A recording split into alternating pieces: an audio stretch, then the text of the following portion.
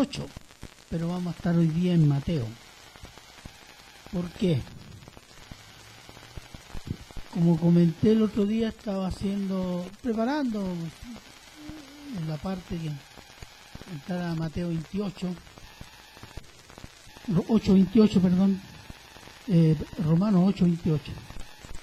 Y me puse a ver las noticias sobre la aprobación que hizo el Tribunal Constitucional sobre la ley de aborto por 3 causales. Y vi comentarios y empecé a ver, me metí en el tema. Dije, voy a predicar sobre el aborto. ¿Por qué? Hay hartas implicancias. Ahora, uno se pregunta, ¿por qué un sermón sobre el aborto? ¿Por qué hablar del aborto en la iglesia? ¿Es eso político? Porque algunos dicen que hablar de eso es político. Bueno, lo es, pero es mucho más que eso. Lo vamos a ver también hoy día. Es mucho más que eso. Ahora, si el aborto es un pecado, todos coincidimos que es un pecado, ¿cierto? Porque está asesinando a un ser vivo. Entonces, si es un pecado, y un pecado que se hace legal, entonces podemos quedarnos indiferentes y decir, no, a mí no me toca. A mí no, porque soy hombre. ¿Cómo me va a tocar? Pero hay hijas nuestras, hermanas, esposas, madres, parientes nuestros, que han sufrido, van a sufrir o van a tener que abortar. Y cuando vengan donde el pariente evangélico y le pregunten, oye, ¿qué dices tú? Fíjate, estoy en la duda. ¿Qué le va a decir? ¿Qué le va a explicar? ¿Qué versículo pensar? ¿Qué concepción del mundo le va a proyectar? Porque el Estado ha puesto a la mujer entre o tiene el hijo o lo mata. Si viene bueno, porque si viene malo, por decir enfermo.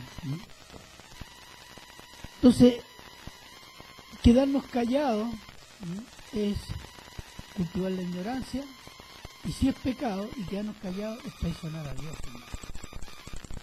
aunque sea con la mejor intención de nuestro corazón.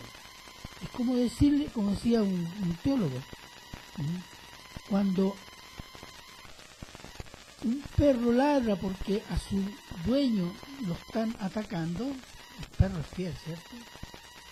Entonces, ¿por qué nosotros tenemos que quedarnos callados cuando Dios es atacado? Seríamos infieles, ¿no? No seríamos como ese perro fiel, ¿o no? Entonces, es necesario que entendamos lo que está pasando, hermano. Comprendamos el tiempo que estamos viviendo. Fortalecernos en la fuerza del Señor confiando en Él. Aprender a manejar la espada del Espíritu. ¿Cuál es? La palabra. Si no la sabemos manejar. La espada del Espíritu para la batalla que ya tenemos encima, hermano. No es que viene, ya está.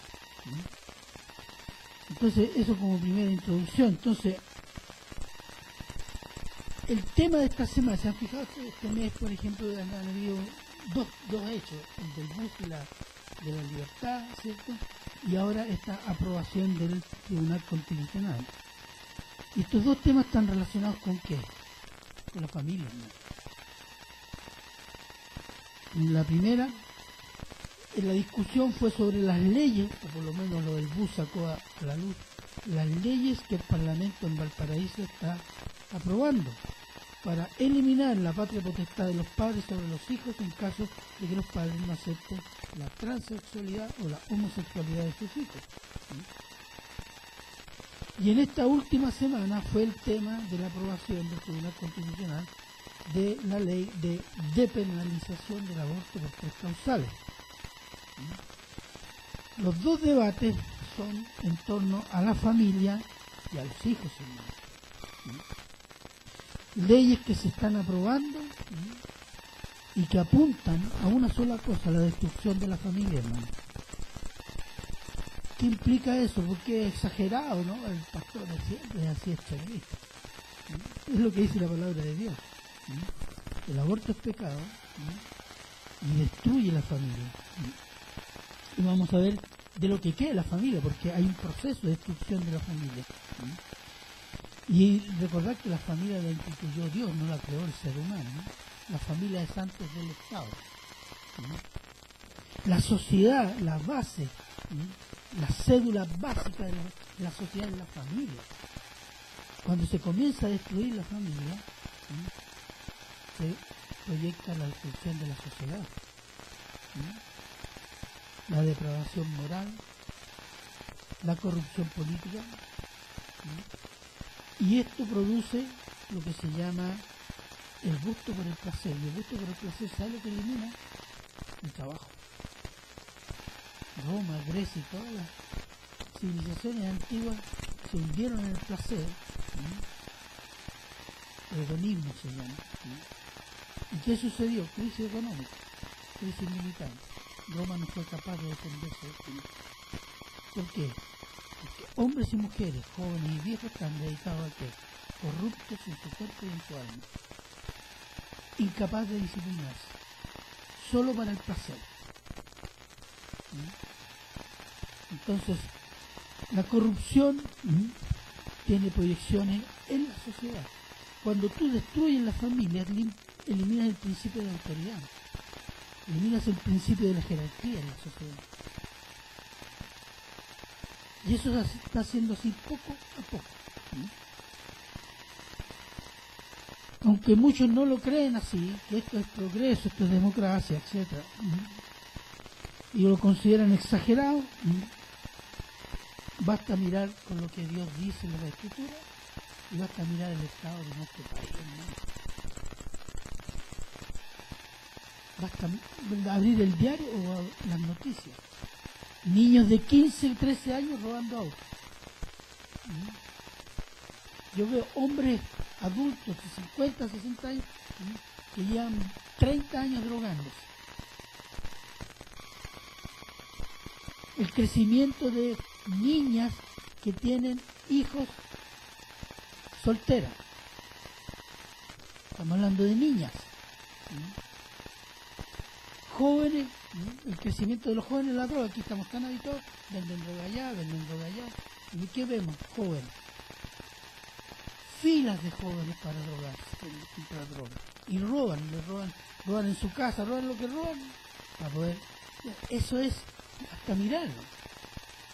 ¿Qué pasó aquí? Se rompieron algunos principios. ¿Cuál? La familia, comenzando por eso. Entonces, el aborto se ha hecho ley y es uno de los males que carcomen el mundo y la familia. Y el título del sermón es el aborto, un mal llamado bueno. Vamos a orar. Padre bueno, Padre eterno, Padre misericordioso, en tu santa presencia, Señor, queremos rogar tu bendición, tu guía, el entendimiento de tu palabra, Señor, que el Espíritu Santo abra nuestros corazones y mentes, Señor, para recibir lo que tú nos quieres enseñar. Padre, te lo agradecemos en Cristo Jesús. Amén.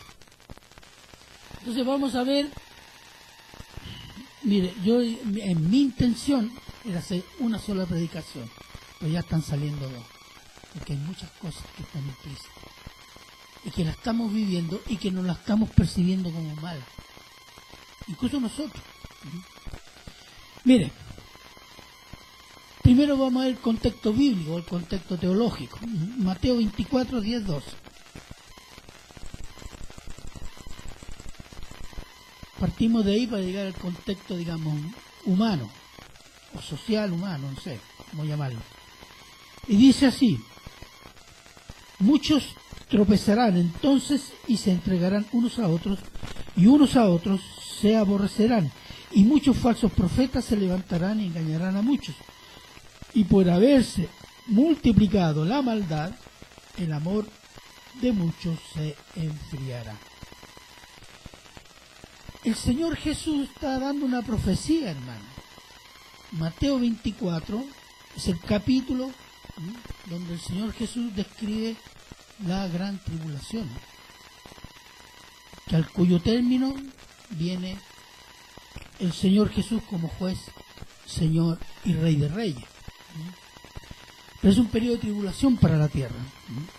Y el periodo de la tribulación de 7 años, que anunció el profeta Daniel hace 800 años antes de la venida de Jesucristo.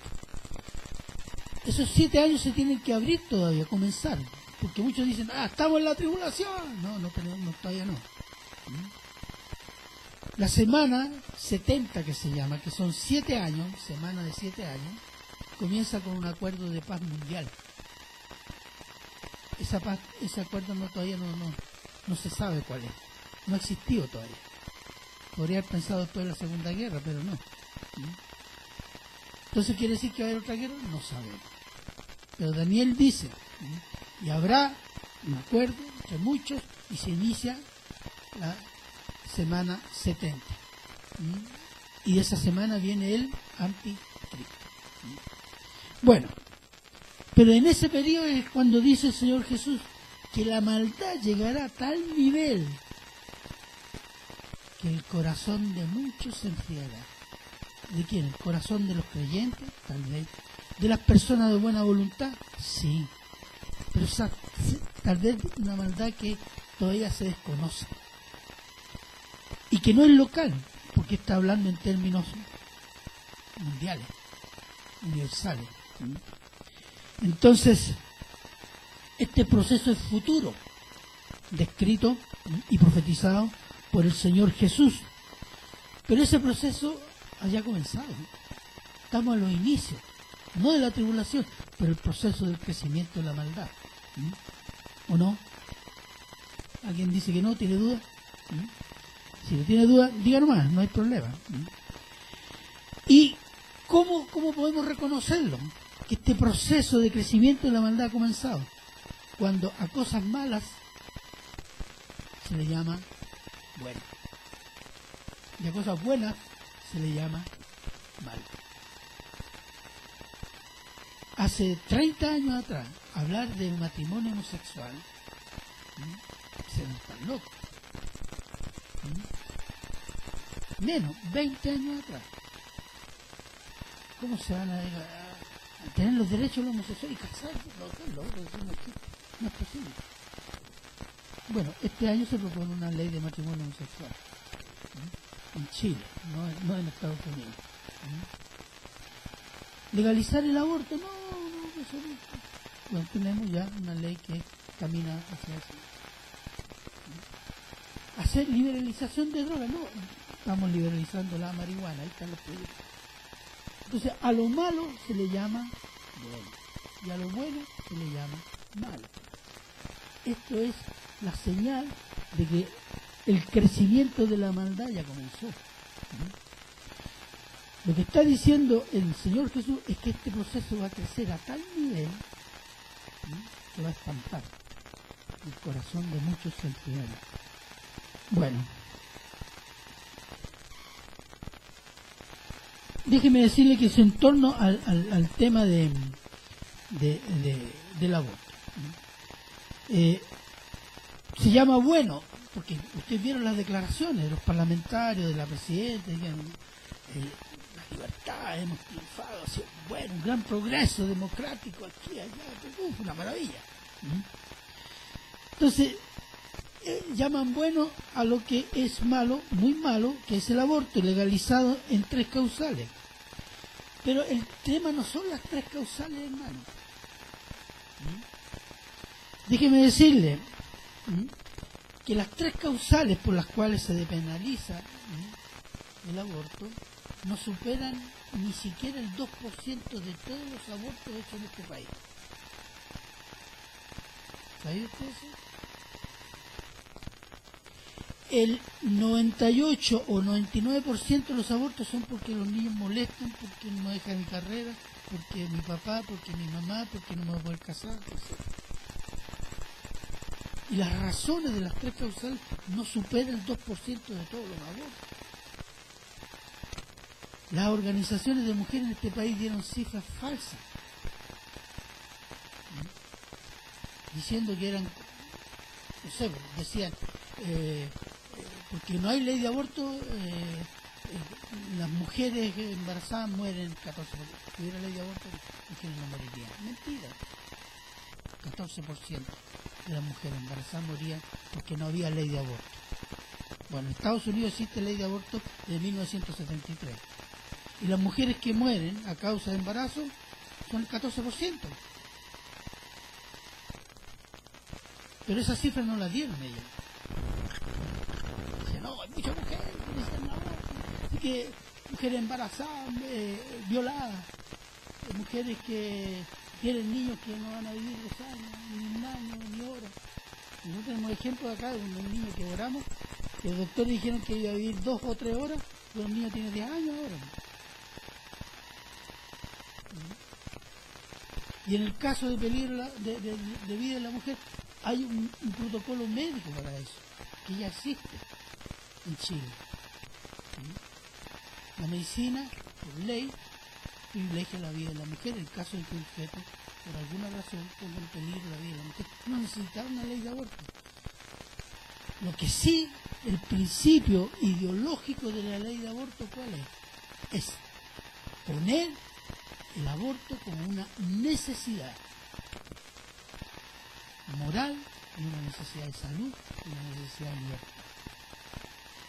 Ustedes saben que el principio jurídico es que cuando una ley o algo se hace ley, adquiere legitimidad, no solo legal, sino también moral.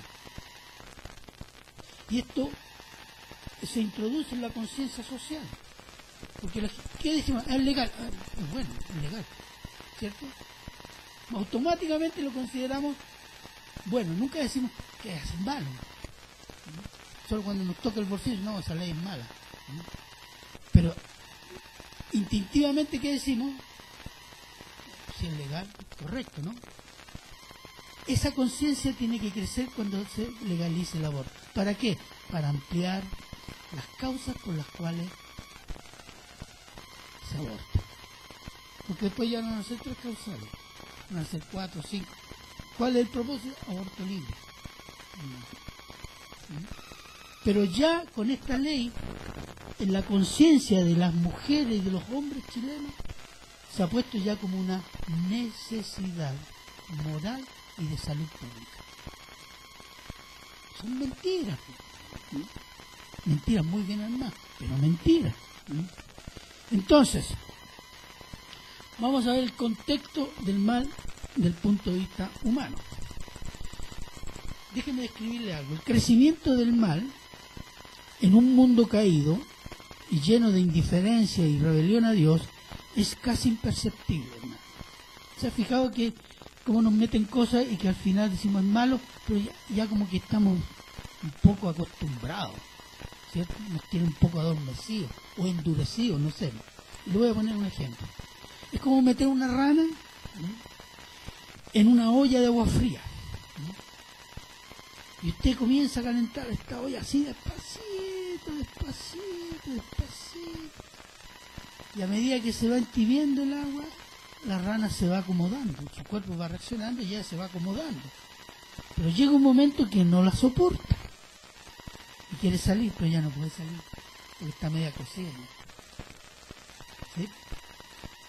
Está lista. Bueno, así han hecho con la sociedad.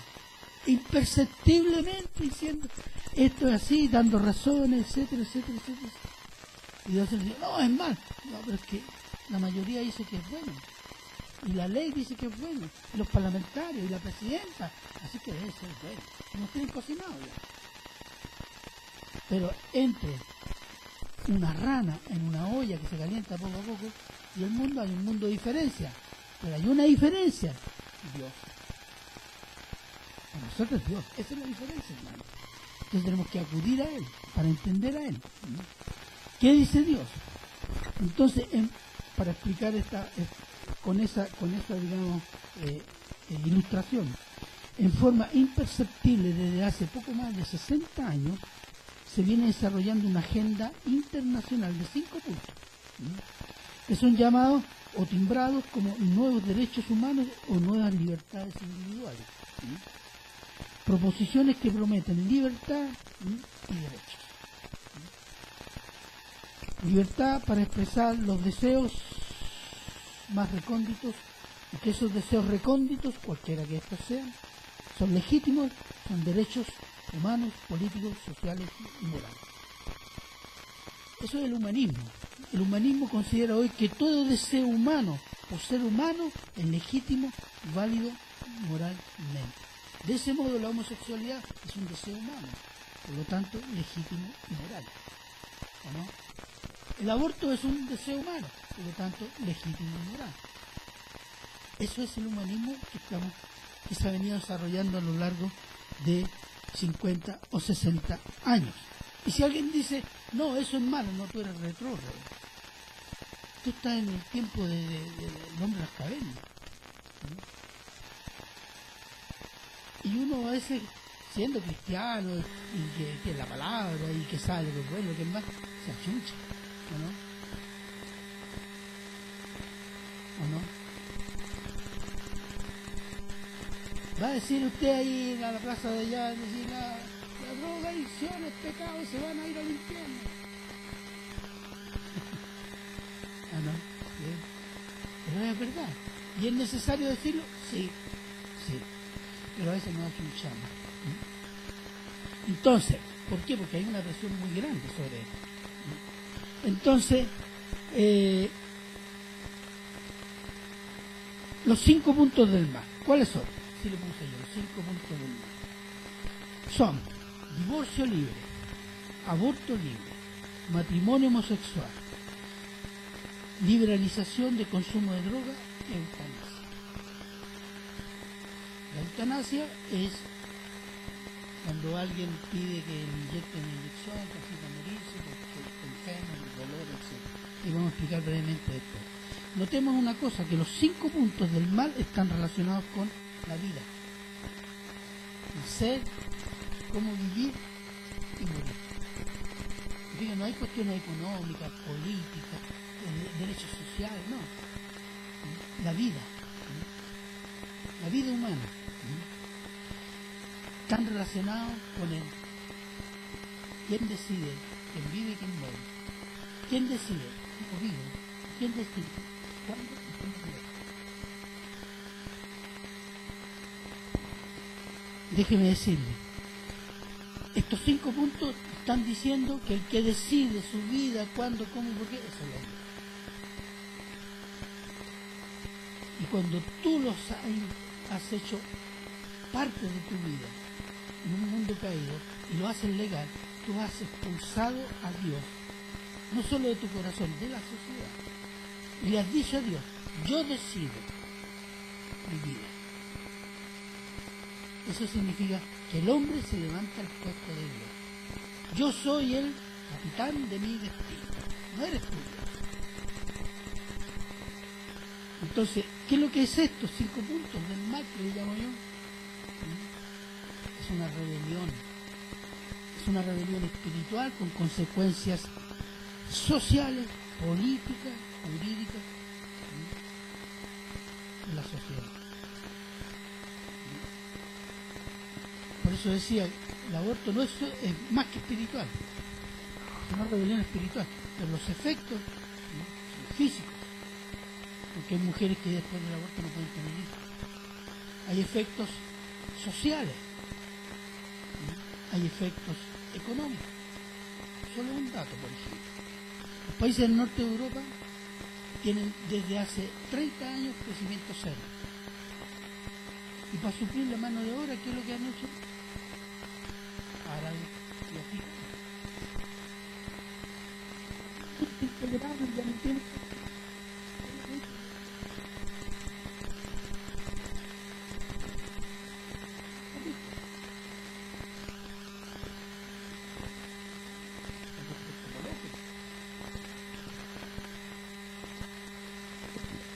Porque falta mano de obra para hacer funcionar la economía. ¿Se fija la consecuencia? Pero los países del norte de Europa fueron los primeros que aprobaron la ley de aborto, en los años 70. Bueno, eso es aparte. Bueno, decías, están relacionados, ¿cierto?, con la vida. Digámoslo así. Divorcio libre, ¿qué significa? Derecho a la fornicación. Si yo me quiero meter con la mujer que yo quiero, o el hombre que yo quiero, ¿qué dice Dios? Los comunitarios no tienen derecho al rey, el pecador, tienen que arrepentirse. Aborto libre, derecho a decidir quién vive y quién muere. Yo no quiero tener hijos, decido que muere. ¿Qué dice Dios? Vida por vida. No matarás. Ahí tenemos. Matrimonio homosexual, derecho a definir mi sexualidad como a mí me gusta y no por mi biología. Si Dios me hizo hombre para ser hombre, pero yo decido ser mujer, ahí está la ley de género. Me revela lo que Dios quiere que yo haga, mi naturaleza. El hombre o la mujer. El hombre quiere ser mujer, hay mujeres que quieren ser hombres, hay hombres que quieren ser niños, hay mujeres que quieren ser perros, otros hombres que quieren ser gatos. Está abierta la puerta, hermano. ¿O no? Nos reímos. Pero métase a informarse que hay mucha gente loca y que pide en el registro civil ser registrado como nombre de animal. Serpiente de los 7 cielos. ¿No? Pero es la locura, pero eso es. Eso es el matrimonio. Después, ¿qué más? Liberalización de droga. Yo quiero vivir como me dé la gana. Si la droga me hace bien y me siento bien, y no tiene nadie ni Dios que me lo diga así. Aunque me embrutezca. ¿Cuál es el otro? Eutanasia. El derecho a decidir cómo muere y cuándo muere. La ley en Holanda, en Suecia, Alemania. Si una persona está sufriendo por dolores de cáncer, puede pedir una inyección. Ahora no solo la piden, se la sugieren. ¿Le ponemos la inyección, caballero? ¿O por qué? Por indigentes. Esto no lo han dicho. Pero muchos indigentes se los llevan al hospital y los inyectan y chao, se murieron. Entonces, ¿quién va a controlar decir que él pidió? La gente está presionada. Imagínese una niña de 15 años, con la ley, llega al hospital y le dice, hazte el aborto, declara que te violar, no sé, cualquier cosa. No, es que mi papá, no te doy problema, si la ley dice que tú no podías avisar a los papás. Acepta la ley ahora. Es como la píldora del día después, una niña de 14 años, puede ir a cualquier consultorio y pedir la píldora del día después sin que sepan los padres. Pero esa misma niña no tiene derecho a votar a su hijo. Bueno, pero eso es la eutanasia, ¿se fija? En todos los aspectos, estos 5 puntos son rebelión a Dios, a cómo Dios nos creó. El hombre decide cómo vivir, cuándo vivir, cómo morir, etcétera, etcétera, etcétera. Es la rebelión más grande, sistemática y programada que la humanidad ha inventado. Más aún, esto nace en los años, nace antes de la Segunda Guerra. Pero cuando adquiere forma masiva, en los años 60, finales de los años 60, inicio de los 70, con los movimientos sociales en Europa y en Estados Unidos. El movimiento hippie, el movimiento contra la guerra de Vietnam en Estados Unidos, y el movimiento de los estudiantes de París y de toda Europa. ¿Sabe cuáles eran las consignas? ¿Se acuerdan? Haga el amor, no la guerra. Y todo, ¡ay, qué bueno! Libertinaje sexual. ¿Cuál era la otra? Prohibido, prohibido. No quiero ninguna autoridad sobre mí. Ninguna prohibición, porque autoridad significa poner límites. Prohibido, prohibido. Y en Francia, y en Roma, y en Berlín, y en toda Europa, la consigna era la imaginación al poder. ¿Se fija eso? ¿Se imagina una persona con la imaginación al poder? Una locura. Porque si esa persona dice, yo imagino que quiero matarlo a todos porque me molesta. Imagina. Y lo hace. Bueno, eso era lo más revolucionario. Y la otra, Dios amor. Rayados por toda Europa. Dios amor. Bueno, eso, todas esas aspiraciones libertarias, etcétera, fueron canalizadas a través de estos 5 puntos. Y en torno a estos movimientos nació el movimiento feminista, que decía derecho de la mujer contra el hombre. nació el movimiento homosexual en California, los derechos del movimiento del homosexual, que son naturales, y nace el movimiento de la iglesia satánica. Antón Levy inventa la iglesia satánica en California, en el Hotel California, y hay una canción muy famosa hasta los años 80 que se llama Hotel California, que es el himno al diablo. Pero se conjugan ¿en qué? En estos 5 proyectos, 5 puntos. ¿Y cuáles son las palabras? Las palabras nos dicen crimen, protección, nos dicen libertad y derecho. Cuando alguien le dice, mira, vamos a tener la libertad, es atractivo, ¿no? Vas a tener derecho. Nunca dice vas a tener responsabilidad, ¿se han fijado? ¿Ah? Y esto ha crecido. Ahora, ¿quiénes promueven? No son esos movimientos sociales desaparecieron, ¿no? Pero el producto que ellos quedó y fue tomado con estos 5 puntos. ¿Sabes quiénes son los promotores? Las Naciones Unidas, la Organización de Estados Americanos, la Comunidad Europea, el Parlamento Europeo. Esos son los grandes promotores de estos 5 puntos. Déjenme decirles que hace 2 años atrás vino una delegación de las Naciones Unidas a Santiago y estuvo 6 meses hablando con diputados y senadores por la ley de abortos causales. Es una agenda internacional. Bachelet, nuestra presidenta, acuérdense que fue presidenta de ONU Mujeres por varios años. Ella es una funcionaria de ONU. Ella es promotora del matrimonio homosexual, ella es promotora de ley de aborto, ella es promotora de la liberalización de drogas y es promotora de la eutanasia. Entonces, ese es el contexto. Esos son los 5 puntos de la maldad. Pero vamos a ver ahora Cristo y su palabra contra el mal. ¿Hay una oposición? Claro que hay una oposición. ¿Cómo el mundo llegó a esto? Primero hay que recordar algo, que este es un mundo caído. Cuando decimos un mundo caído, un mundo que vive en el pecado. No solo tolera el pecado. Nuestra naturaleza es pecaminosa. La creación fue contaminada por el pecado, porque fue maldecida por Dios después de la desobediencia de Adán y Eva.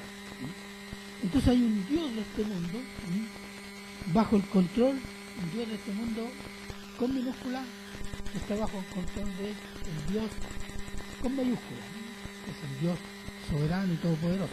Veamos 2 Corintios 4, 3, versículos 3 y 4.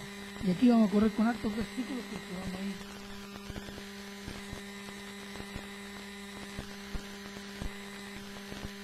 Segunda de Corintios 4, 3, 4.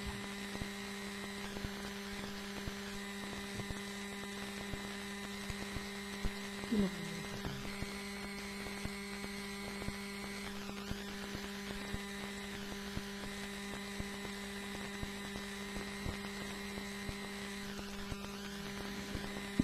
Segunda de Corintios 4, 3, 4. ¿Quién es valiente? Ya, hermana.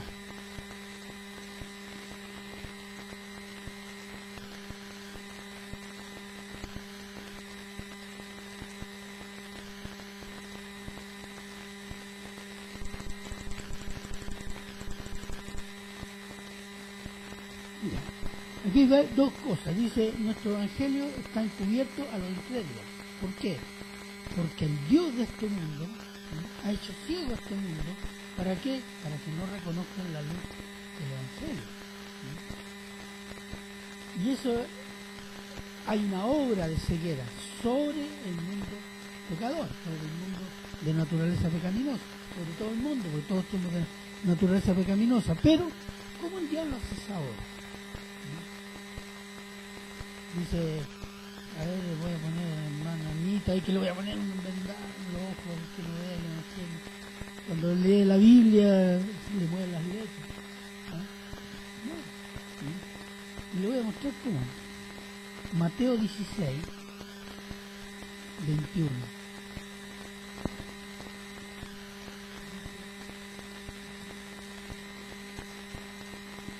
después de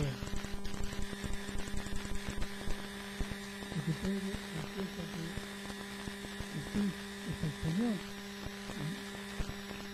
y dice, leo del 21 al 23, Mateo 16 del 21 al 23. Desde entonces comenzó Jesús a declarar a sus discípulos que le era necesario ir a Jerusalén y padecer mucho de los ancianos, de los principales sacerdotes y de los escribas, y ser muerto y resucitar al tercer día. Entonces Pedro, tomándolo aparte, comenzó a reconvenirle, diciendo, Señor, ten compasión de ti, en ninguna manera esto te acontezca. Pero él, volviéndose, dijo a Pedro, quítate delante de mí, Satanás, me eres tropiezo, porque no pones en la mira las cosas de Dios, sino en la de los hombres.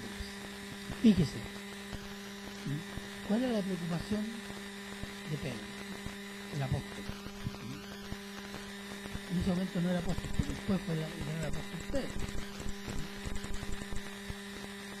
Que no muriera el Mesías, se muriera en la cruz, entonces ¿qué vamos a hacer? Entonces no le dijo, oye, tú no has entendido nada. ¿Por qué? Porque la preocupación del cual era muy humana. Pero ¿qué dice el Señor? Satanás le acusa a Pedro de poner los ojos o la mira en las cosas del hombre y no las de Dios. Satanás estimula eso, el humanismo. Tú eres bueno, tú eres mejor que toda esa gente hipócrita de la iglesia. Vete a tu iglesia, yo te voy a mostrar una iglesia buena. Tú eres muy bueno. Yo no sé por qué te tienen, ¿o no? O cuando exalta el ego, no, tú eres un... Tú sí, tú eres mejor que todos los demás. Los conceptos humanistas miran qué cosa, la exaltación del hombre, y eso es lo que promueve el diablo, y eso no hace cielo. Al diablo no le cuesta mucho, porque estamos llenos de ego. Cuando llegamos a Cristo, nos quebrantan, y ahí entendemos, se nos abre, soy pecador, merezco morir, por la misericordia y la obra de Cristo, le pido perdón y soy salvo. Ahí se nos abre, se nos cae la ceguera, ¿cierto? Pero ¿qué nos lleva a ser ciegos? La exaltación de sus propios deseos y necesidades como primordiales antes que Dios, a veces antes que los parientes, antes que cualquiera. Como decía un dicho, primero yo, segundo yo, tercero yo, cuarto yo, quinto yo, sexto yo, séptimo y sombra. ¿No? No decimos eso, vivimos así muchas veces. Entonces, por ese medio nos hace ciegos. Después, los pensamientos humanistas. ¿Y cómo tenemos que batallar contra esto? Mira, 2 de Corintios 10. Estoy hablando del cristiano. 2 de Corintios.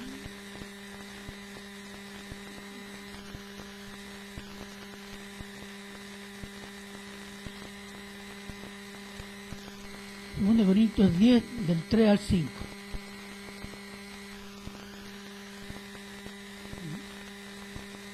Segunda de Corintios 10, versículo 3 al 5.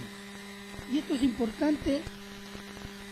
Este es un pasaje que yo tengo subrayado aquí porque nos puede dar entendimiento de varias cosas.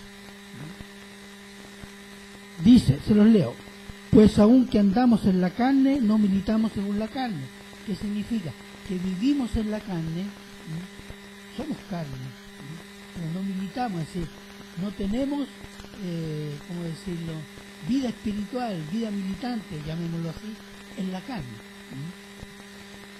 Dice después el 4, porque las armas de nuestra milicia, hablando del cristiano, ¿cierto?, no son carnales sino poderosas en Dios para la destrucción de fortalezas. ¿Cuáles son estas fortalezas?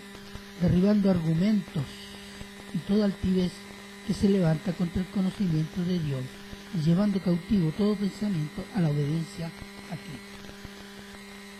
La gente está presa de qué, de conceptos, de ideas, de formas y de visiones del mundo. Cuando alguien dice, no, el aborto es libertad, tiene la cárcel que se llama libertad. Pero en realidad no es libertad. ¿Por qué? Porque está preso en la idea, creyendo que asesinando al ser más indefenso que puede haber en libertad. ¿Se fija? O decir, Dios no creó nada, no existe, la evolución, estamos presos en la evolución. Entonces por eso dice, ¿cuáles son las fortalezas que tienen presas cadenas? Son argumentos. ¿Cómo podemos argumentar nosotros? ¿Qué tenemos para argumentar? Tenemos 66 libros, hermanos, de Génesis y Apocalipsis. Tenemos una biblioteca completa.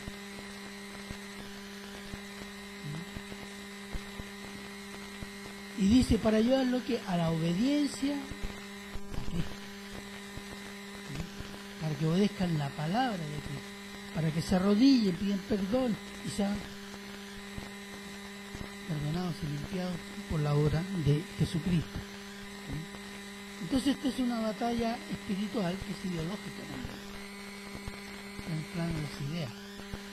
Se ha preguntado usted, y esto lo sabe muy bien el diablo y lo incrédulo, ¿por qué a la televisión nunca han invitado a un teólogo de categoría para hablar sobre temas de homosexualidad y aborto? Invitan al pastor Soto, sea muy hermano, es inútil para eso.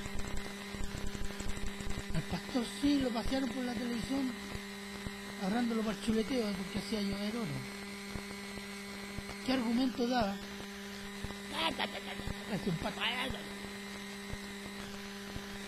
Años atrás, el alcalde de Conchalí, de Independencia, que era un pastor, lo único que hablaba era del diablo, el diablo para arriba, el diablo para abajo. Los periodistas se lo agarraron por el chuleteo. Pero esto es lo que presentan en los evangelios. ¿Por qué no invitan? Aquí en Santiago hay varios institutos teológicos. ¿Por qué no invitan al director de uno de ellos? Y algunos de ellos han escrito libros. ¿Por qué no invitan al pastor Machea? Nunca ha sido invitado. ¿Se han fijado en ese detalle? ¿Por qué? Porque ellos saben que no tienen argumento.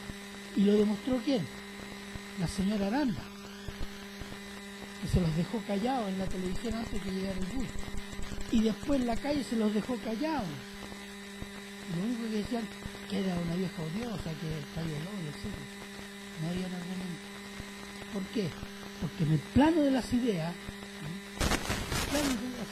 nos ponemos para par, tenemos los argumentos espirituales, los argumentos teológicos, los argumentos ideológicos, los argumentos morales.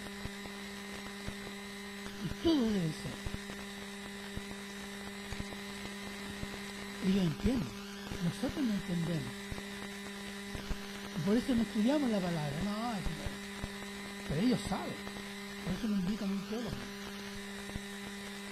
Puede que son astutos, puede que no sepan, pero muchos son astutos. Y nosotros que queremos saber tanto, nos meten en todos lados de la tierra.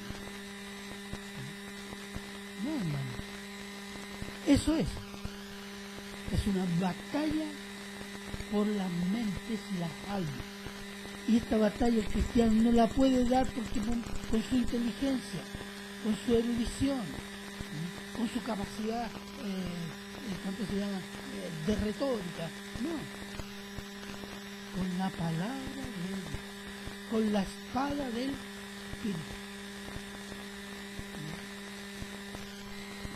Entonces, por tanto, por ejemplo, en el Antiguo Testamento Zacarías, Dios dice a Zorobabel, el rey que está volviendo del cautiverio babilónico a Israel. ¿Qué le dice? Zorobabel, no con ejércitos, sino con mi Espíritu. ¿Qué significa eso en ese tiempo? La ley. La ley. Y en este momento tenemos toda la palabra para nosotros. Tenemos toda la palabra completa. Entonces, por tanto, hablar del aborto es también hablar lo que dice Dios. La mentira de la maldad y la verdad de Dios. Déjeme decirle que uno de los argumentos de los abortistas es que el feto es un huevo que sí tiene vida, porque me dicen que no tenía vida, Ahora dicen que tiene vida, pero no es persona. Y no es persona hasta que nace. Otros dicen, no, a los 6 meses. Pero la idea, ¿cuál es? En Estados Unidos ustedes saben que la Hillary Clinton, en la última campaña electoral, en su programa tenía aborto hasta los 9 meses. Pero ella nunca lo dijo. Pero estaba en el programa, en la ley de aborto de 9 meses. Sabe que el aborto es legal. Que se amplían las causas nomás hasta 9 meses. ¿Cuál es el principio? Es que no es persona. Porque no ha nacido. Incluso más, algunos médicos dicen, incluso el bebé de las primeras semanas todavía no es persona. ¿Hasta dónde ha llegado? Mire, yo quiero ponerle un ejemplo. Hay un médico genetista, Jérôme Lejeune, no sé cómo se pronuncia. Es el padre de la genética moderna. Él en 1959 descubrió la causa genética de la enfermedad trisomía 21. ¿Cuál es esa? El síndrome de Down. Y es una causa genética, él descubrió. ¿Y qué significa eso? Significa las posibilidades de tratamiento para muchas enfermedades que tienen las personas Down. Bueno, pero él en los años 70, finales de los años 60, él descubre y hace un estudio sobre el cigoto. El cigoto es el huevo que se forma de la confluencia de los cromosomas de la mujer y los cromosomas del hombre, en una parte del útero de la mujer, ¿cierto? Y se forma un huevito. Entonces los estudios de este doctor dicen que este huevito ya tiene todas los atributos de ser persona. Más todavía dice, y es una persona diferente a su padre y diferente a su madre. Puede parecer, pero es una persona única en el mundo. No hay otra copia de él. Y además desciende de padre y madre, es decir, de persona. No puede ser de animal, no es una masa de nervios y carne pequeña, neutral, sin vida, o con vida pero sin personalidad. No, tiene personalidad, tiene todos los atributos, y después de eso es solo el desarrollo de 9 meses. Y él dice, jurídicamente es una persona. Él fue a muchas conferencias y fue invitado a muchos parlamentos en los años 70 cuando se discutía la cuestión del aborto. Bueno, pero lo que ha dicho este médico no es otro lo que Dios hizo y dice la Escritura, hermano. Que el niño no nació es persona. A veces decimos, no, la ciencia corrobora. No, el hombre descubre lo que dice Dios, que es verdad. Dios nunca se ha equivocado, nunca. Somos nosotros los que somos ignorantes. Salmo 139, 13 y 16.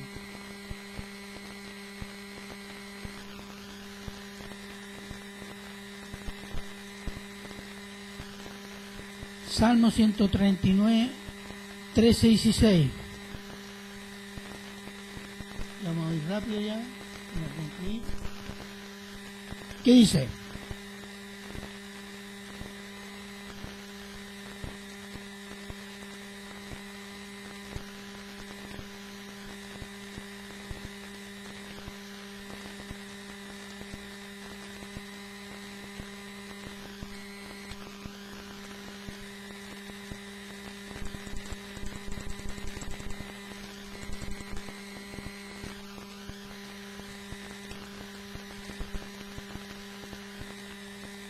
Ahí tiene el proceso que describe el genetista francés.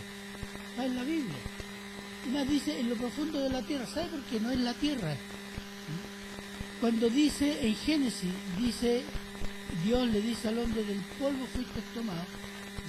En hebreo dice, eres polvo. No dice que fuiste tomado, eres polvo. Eso está comprobado porque las componentes químicos del ser humano son muy parecidos a los muchos componentes químicos que hay en la Tierra y en muchas partes del universo. Entonces cuando dice el fondo de la Tierra es el fondo del útero de tu madre, porque El ser humano para Dios es polvo. Y la descripción que da, ¿cuál es? De una persona, ¿cierto? Dios lo reconoce como persona. ¿Por qué? Porque ya está formado a la imagen y semejanza de Dios. Jeremías 1, 4, 5. Miren lo que dice Jeremías.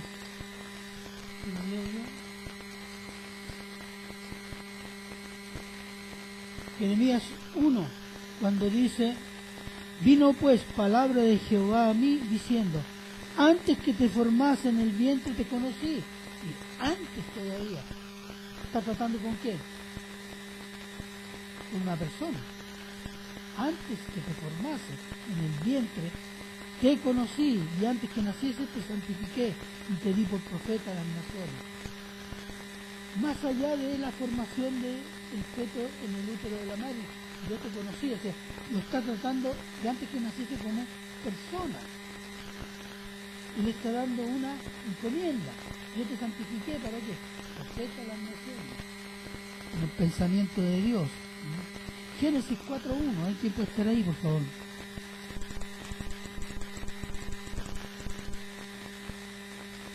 Ya.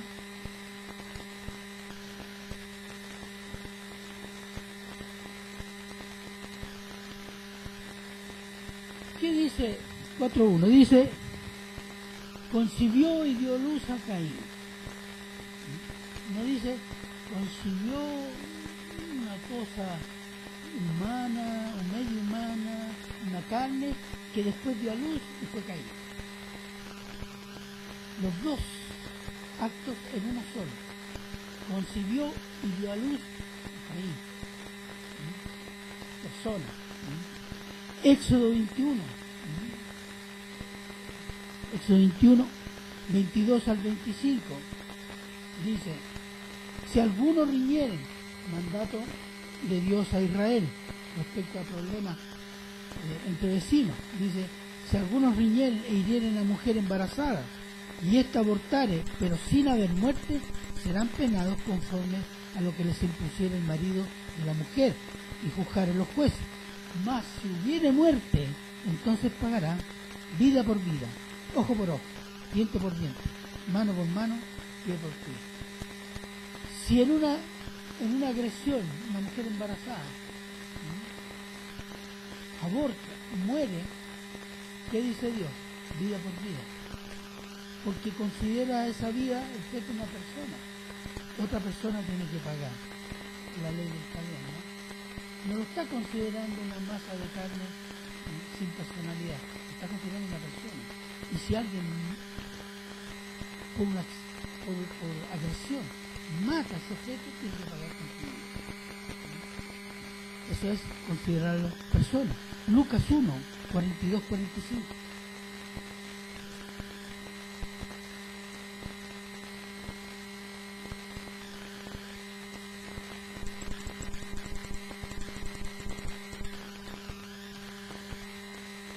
¿Quién lo tiene?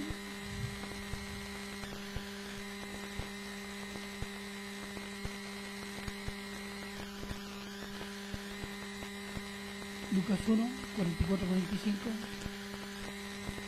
Ya.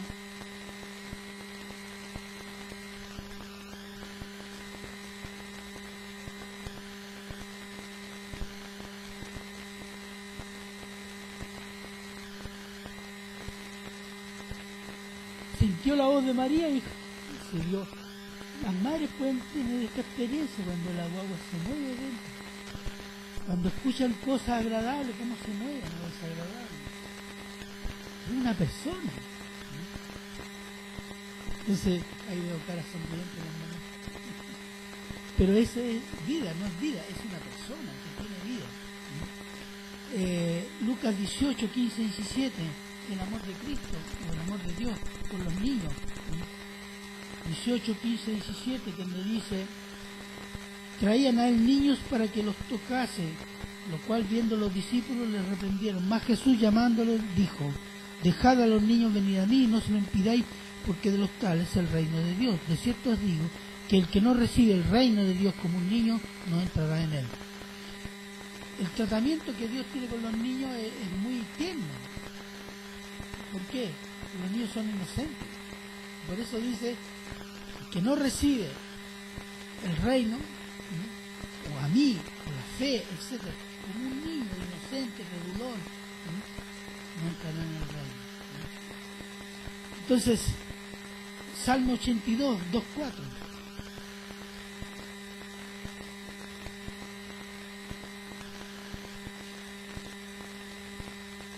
Salmo 82, del 2 al 4.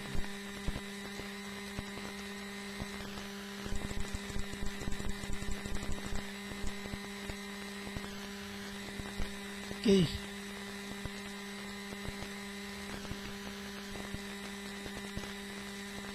¿Ya?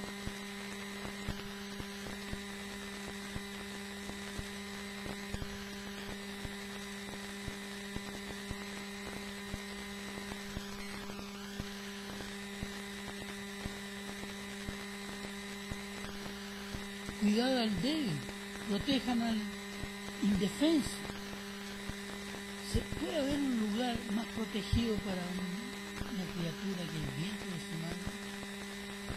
Y transformar el vientre de su madre en un lugar de tortura y muerte para esa criatura. Espantoso, solo pensarlo. Y la Biblia dice, y el Señor manda, dice, cuídalo, protégelo. ¿Y qué hace la ley?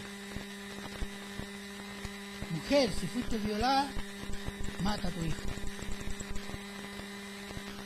Se fija como el humanismo reniega de todos los valores y de todo lo que Dios dice. Por último, el juicio de Dios. Levítico 20, 1-5, se los leo yo. En la antigüedad, uno de los ritos que hacían los pueblos antiguos, pueblos de Canaán, los pueblos de Mesopotamia, incluso los mayas o los aztecas, ¿cuál era? Sacrificio humano y sobre todo sacrificio de niños. Mire lo que dice Levítico 20 del 1 al 5. Habló Jehová a Moisés diciendo, dirás asimismo a los hijos de Israel, cualquier varón de los hijos de Israel o de los extranjeros que moran en Israel que ofreciere alguno de sus hijos a Moloc, de seguro morirá. El pueblo de la tierra, en este caso Israel, lo apedreará. Y yo pondré mi rostro contra el tal varón y lo cortaré de entre su pueblo, por cuanto dio sus hijos a Moloc, contaminando mi santuario y profanando mi santo nombre. Y si el pueblo de la tierra cerrare sus ojos respecto a aquel varón que hubiese dado sus hijos a Moloc para no matarle, entonces yo pondré mi rostro contra aquel varón, contra su familia, y le cortaré de entre su pueblo, y morirá, con todos los que formaron en pos de él, prostituyéndose con Moloc. La condena de Dios a qué? A sacrificar niños para la adoración a un dios Moloc. Ahora podemos decir, bueno, que ahora eso no existe. El aborto es otra cosa. ¿Seguro? Escuchen las declaraciones después de aprobar. ¿Qué decían? Un triunfo de la libertad de la mujer. Es un triunfo de los derechos de la mujer. Es un triunfo de la democracia. Bueno, ¿cuál es la religión aquí? El humanismo. Donde Dios es el centro y la medida de todas las cosas. Dios es Dios. O sea, el hombre es Dios también. Y el aborto es el sacrificio. En el altar de la libertad de la mujer y sus derechos. Nunca se dice que es asesinato. Porque ya se argumentó de que no era persona, por lo tanto no es asesinato. Pero se ha levantado esta religión en medio de nosotros, la religión humanista. Y los sacrificios de los niños son el altar de la libertad de la mujer. ¿Sabe cuántos abortos hay en el mundo de los años 80? Hasta fecha se calcula que cada año hay 50 millones de abortos. La última cifra estaba en 55 millones de abortos al año en todo el planeta. calcule usted que el promedio de los países europeos más grandes son entre 50 y 60 millones de habitantes. Cada año un país europeo desaparece, es asesinado.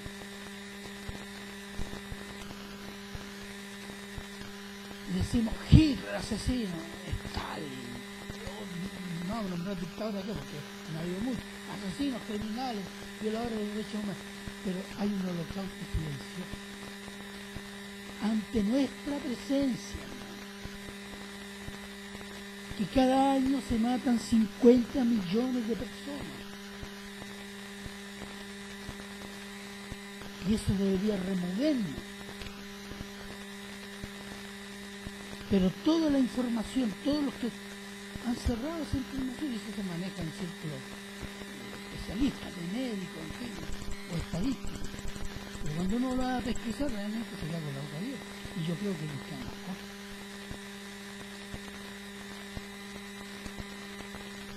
¿Podemos decir que Dios está enojado?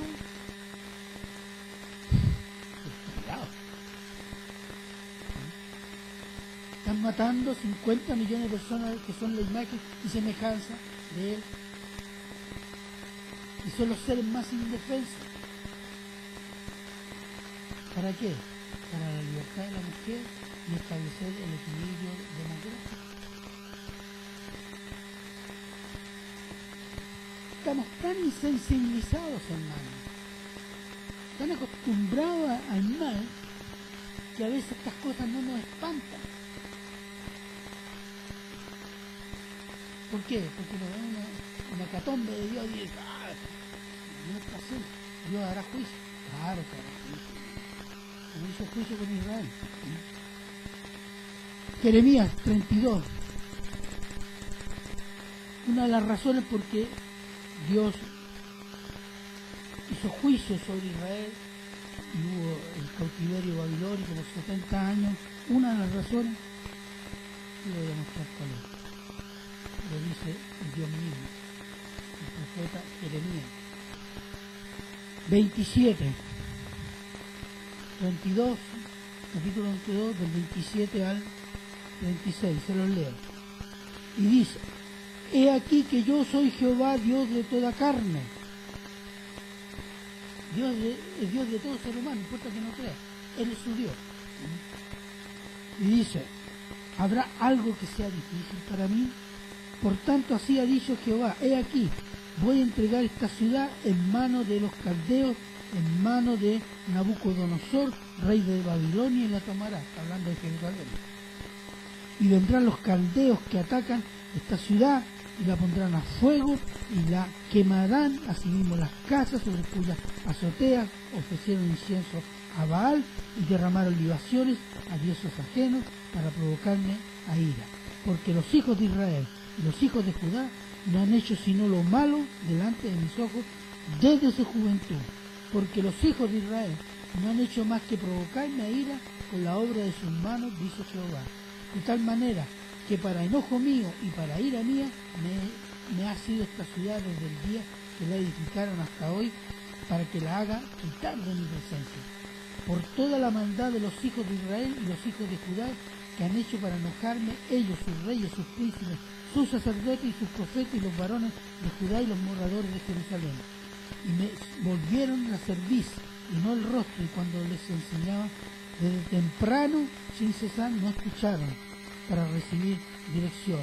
Antes pusieron sus abominaciones en la casa en la cual es invocado mi nombre, edificando lugares altos a Baal, los cuales están en el valle del hijo de Hinnom, para hacer pasar por el fuego sus hijos y sus hijas a Moloch, lo cual no les mandé, ni me vino al pensamiento que hiciese esta abominación para hacer pecar a Judá. Entre todos los pecados más mencionados, ¿cuál es? Y específico, sacrificaron sus hijos con Dios, que yo nunca les mandé, porque Él no estaba pidiendo el sacrificio de los caballos.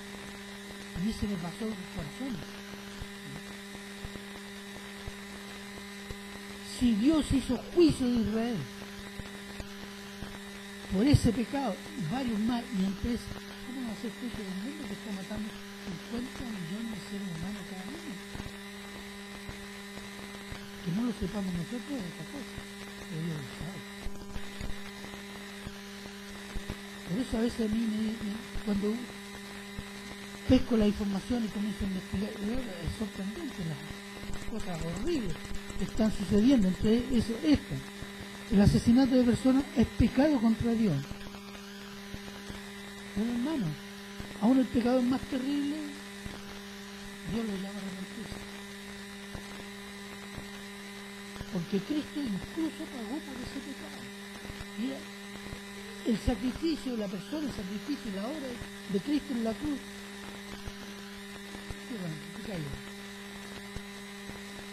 es mucho mayor que cualquier pecado.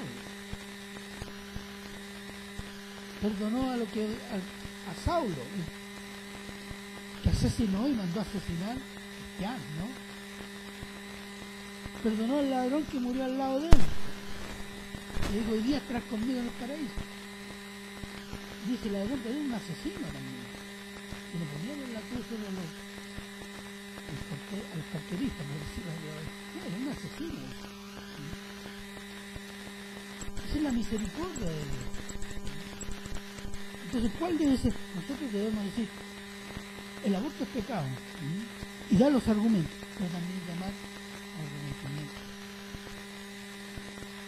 Orar por los médicos, por las mujeres que no han hecho abortos, que puedan acudir a la misericordia de Dios, a sus padres que han obligado a sus hijas, a sus esposas, sus sobrinos, no sé, obligado a abortar con cualquier que puedan arrepentirse de ese pecado. Porque en Cristo hay salvación. Esa es la grandeza de Dios, hermano. El pecado puede ser terrible, pero la obra de Dios, por Cristo Jesús, cuando uno va a esa obra con fe, arrepentimiento, reconociéndose, yo pequé. Y gracias porque mi pecado tú lo pagaste con tu muerte en esa cruz terrible. Entonces Dios me imputa la santidad de Cristo a mí y a Cristo me imputa mi pecado. Entonces, hermanos, la historia del aborto, la aprobación del aborto, es una historia que está comenzando, como la historia del matrimonio sexual, que está comenzando. Esto no se detiene allí. Y nosotros vamos a estar luchando con gente, familiares, vecinos, ¿por qué no decir hijos que están en estos problemas? O hijos. Y tenemos que saber tener la sabiduría y a la vez la firmeza y la misericordia para tratar esos problemas.